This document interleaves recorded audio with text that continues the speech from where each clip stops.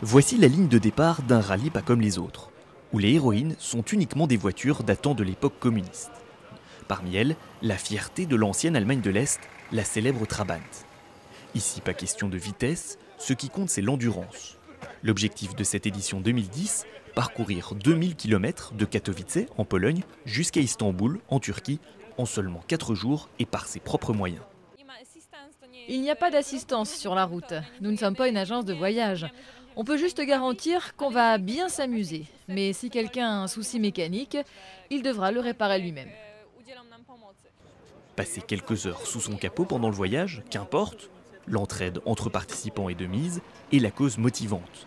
L'intégralité des frais d'inscription récoltés par les organisateurs est reversée à des orphelinats de Pologne.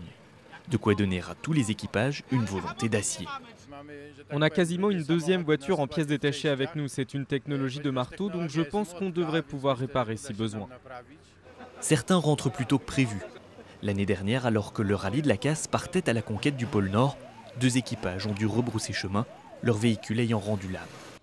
Quand on est arrivé à la mer, on a dû faire demi-tour, on n'a pas pu prendre le ferry. Mais cette année, le plan c'est de faire toute la route, d'arriver en Turquie et de bien s'amuser. Malgré son nom, le rallye de la Casse, c'est aussi de belles histoires. Le co-organisateur pensait déclarer forfait avant même le départ vers Istanbul pour un problème d'embrayage sur sa Trabant. Mais 20 minutes avant le départ, il s'est acheté un nouveau tas de ferraille.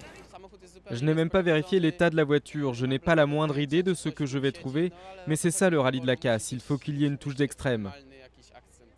Quelques retouches plus tard, la Trabant, peut prendre la route avec toutes les autres, direction la Slovaquie, la Hongrie, la Roumanie et la Bulgarie, avant d'atteindre les rives du Bosphore.